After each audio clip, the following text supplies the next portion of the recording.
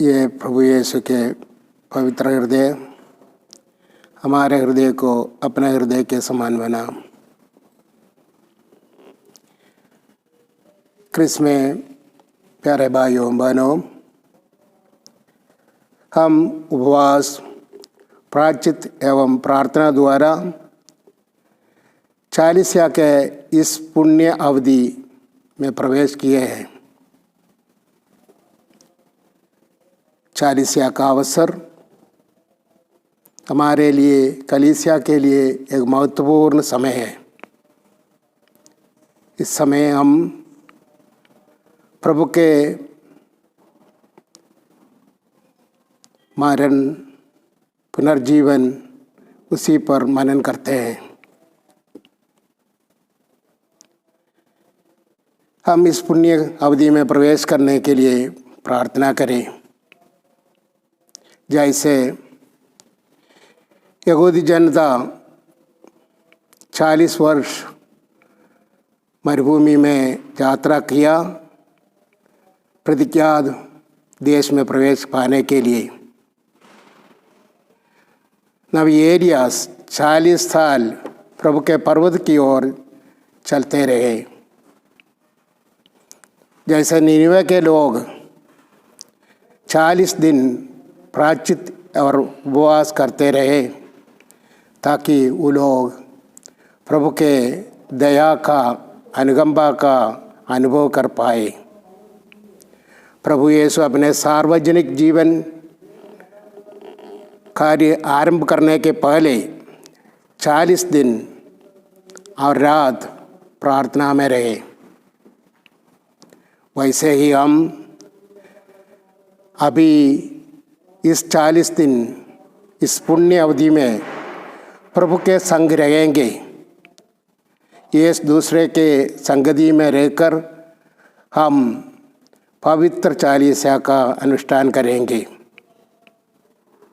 जब कलीसिया में बपतिस्मा पास्का समारोह के दौरान किया जाता था, तब चालीसा का काल बपतिस्मा के अंतिम और गंभीर तैयारी का समय था।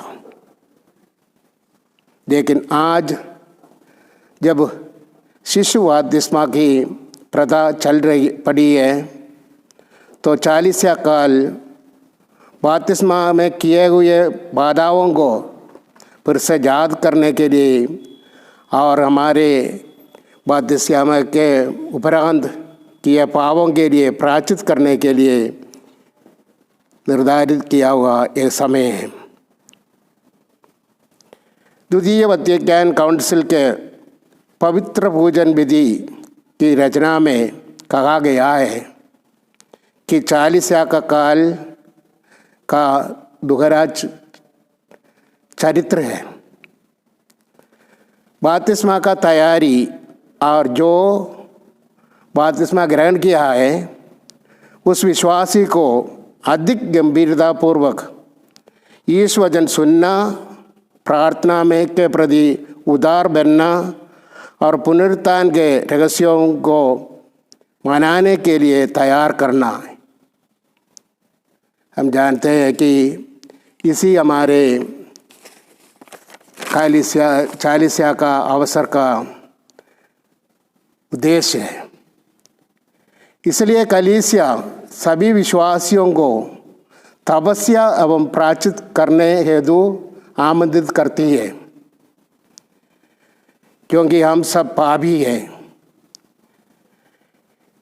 इस काल में हम पाप की राहों का परित्याग करके सच्चे क्रिस्तीय जीवन के क्रिस्तीय प्रेम में पुनः जीवन यापन करने के लिए आमंत्रित किया गया है। इस प्रक्रिया में हमारी मदद करने हेतु कलीसिया साधारण दिनों की अपेक्षा उचित रीति से अधिक प्रार्थना करने और हमारे पापों पर पश्चाताप करने और ज़रूरतमंद लोगों को अधिक तात्पर्यता से मदद करने का सदुपयोग देती है। इसलिए हम अभी इन 3 पिलरों पर लैंटन सीजन का जो पिलर है, स्तंभ है, वही है प्रार्थना, उपवास और आल्म्स गिविंग, दान दक्षिणा। इसी पर मनन करेंगे। हम जानते हैं हमारे शरीर को बनाए रखने के लिए हम रोज भोजन करते हैं, खाना पीना लेते हैं। वैसा ही हमारे आत्मिक जीवन को पोषित करने के लिए हमें प्रार्थना का ज़रूरत है। प्रार्थना हमारे आध्यात्मिक भोजन है। प्रार्थना प्रभु यीशु के जीवन में हम देखते हैं कि बहुत बार प्रभु प्रार्थना करते हुए बाइबल में दर्शाया गया है।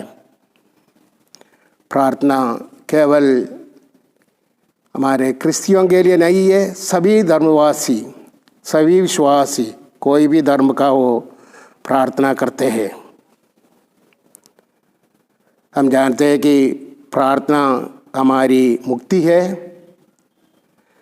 प्रभु यीशु अपने शिष्यों को जो प्रार्थना सिखाया है, उसमें भूत, वर्तमान और भविष्य समेटा हुआ है। हमारे बीते हुए दिनों में जो भी पाप किया है उसके लिए हम क्षमा याचना करते हैं। जो पाप हमसे हुआ है उसी पर हम मनन करते हैं और उसके लिए प्रभु से क्षमा याचना करते हैं। भूत में जो भी किया है उसके लिए हम क्षमा याचना करते हैं। हाँ, प्रार्थना में आज के रोटी देने को कहते हैं।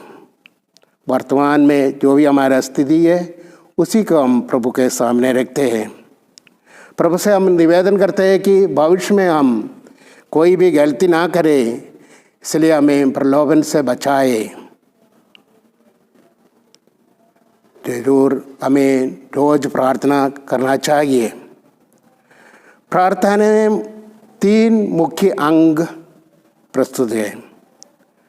हम प्रभु के सामने उपस्थित होते हैं अपने को तैयार करके, और उनके वचन को सुनते हैं, उसी पर मनन करते हैं और उसको अपने जीवन में लागू करने के लिए प्रभु से क्षमता, शक्ति मांगते हैं। आइए हम इस पवित्र अवसर को प्रभु को समर्पित करते हुए उनसे प्रार्थना करते हैं कि हमारे इच्छा को हमें प्रार्थना में सहज रखे। हम उसी प्रार्थना में ज़्यादा रुचि रखने के लिए कृपाएं दें। दूसरे स्तंभ जो बताए वो तो है उपवास। प्रायश्चित भी, उपवास भी सभी धर्म में, सभी धर्म के लोग करते हैं। हम जानते हैं मुसलमान लोगों को उपवास, बहुत कठिन उपवास करते हैं। दूसरे बुद्धिस्ट और दूसरे धर्म के लोग भी उपवास करते हैं। लेकिन हमारे लिए उपवास का एक दूसरा मतलब भी है। Fasting is not an end for ourself. Fasting is not an end in itself. Fasting का एक उद्देश्य है। Fasting is for something. Fasting is to do something more. Fasting, प्रायश्चित, उपवास हमें प्रभु के और दूसरों की ओर ले जाना है। उपवास यदि हम एनालाइज करते हैं तो उप माने निकट, वास माने रहना। तो उपवास हमें प्रभु के निकट लाने के लिए एक साधन बन जाता है। उपवास करने का बहुत सारे तरीक़े हैं। हम बहुत सारे लोग अपने दिन में एक बार भोजन को छोड़ देते, कभी 2 बार या पूरा दिन उपवास करते हैं। और बहुत सारे हमारे बुराइयों को, जो भी आदत है, उसी को हम लोग छोड़ देते हैं। संत फ्रांसिस कहते हैं इसके अलावा उपवास हमारे हृदय से जो भी बुराई है उसी को दूर करने के लिए करना है। तो कहते हैं कि उपवास जो भी कठिन शब्द हम लोग यूज़ करते हैं, दूसरों को हर्ट करते हैं, दूसरों को चोट पहुंचाते हैं, उस शब्दों से हमको उस शब्दों को छोड़ना, तब हम लोग उपवास करते हैं। हमारे उदासीनता को छोड़ के हम लोग आभार प्रकट करना है ईश्वर की ओर। ईश्वर हमें खुश रहने के लिए बुलाया है, तो हमें उदासीन रहना का ज़रूरत नहीं। हमारे गुस्सा को छोड़कर हम धैर्य को अपनाना है, क्षमा को अपनाना है, और हमें ऐसा जो भी गुस्सा करने वाले, जल्दी गुस्सा हो जाने वाले, जब वो उसको छोड़ते तो हम उपवास करते हैं उसी से। हम निराशावाद को छोड़कर आशावान बने, भरोसे के साथ जिए। हमारे आगुलता को छोड़कर हम लोग प्रभु पर भरोसा रखें। शिकायत करने वाले शिकायत को छोड़कर दूसरों के बारे में सोचे और सादगी को अपनाए।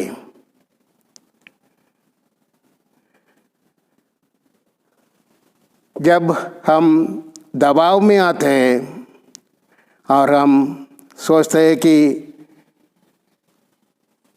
सब कुछ हमारे मुट्ठी में है, तब हम ज़्यादा प्रार्थना करें। जब कड़वापन हम लोग महसूस करते हैं, तब हम प्रसन्नता महसूस करते हैं, तभी हम प्रसन्नता को अपनाएं। Fast from selfishness and B compassionate.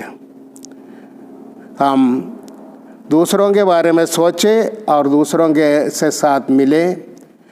जो भी हमारे शत्रु हम सोचते हैं, उन पर दया दिखाए, जिन्हें हमें दुख पहुंचाए उन पर, उनके लिए हम प्रार्थना करें। एक ही प्रार्थना प्रायश्चित करने का एक तरीका है। तो इस प्रायश्चित जो भी करते हैं, हम इसके लिए करते हैं कि हमारे वो प्रायश्चित से दूसरे किसी को फ़ायदा हो। उपवास और गंभीर प्रार्थना इत्यादि पश्चाताप का स्वीकृति है, वही संकेत करता है।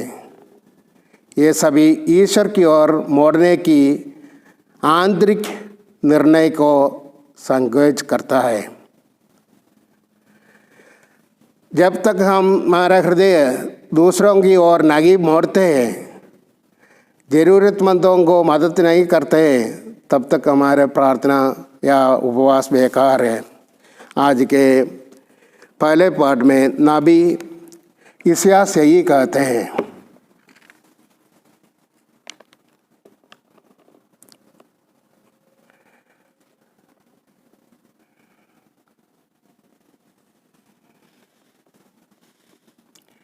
क्या तुम इससे उपवास और ईश्वर के सुज्ञा के दिवस कहते हो? मैं जो उपवास चाहता हूँ वह इस प्रकार का है। अन्याय की बेड़ियों को तोड़ डालो, जुए के बंधन खोल दो, पथदलितों को मुक्त करो और हर प्रकार की गुलामी समाप्त कर दो। अपने रोटी भूखों के साथ खाओ, बेघर दरिद्रों को अपने यगान ठहराओ।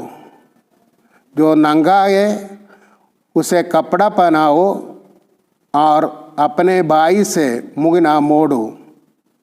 तब तुम्हारी ज्योति उषा की तरह फूट पड़ेगी और तुम्हारा गाँव शीघ्र ही भर जाएगा। कहने का तात्पर्य ये है कि यदि हम हमारा उपवास प्रार्थना हमें दूसरों की ओर नहीं ले जाते, तब हमारा इस उपवास और प्रार्थना से कोई फ़ायदा नहीं। ईश्वर उससे संतुष्ट नहीं है।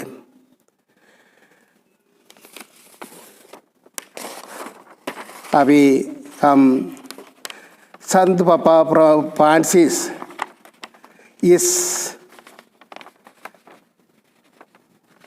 साल के लंदन सीजन में क्या कहते हैं उसी पर मंथन करेंगे।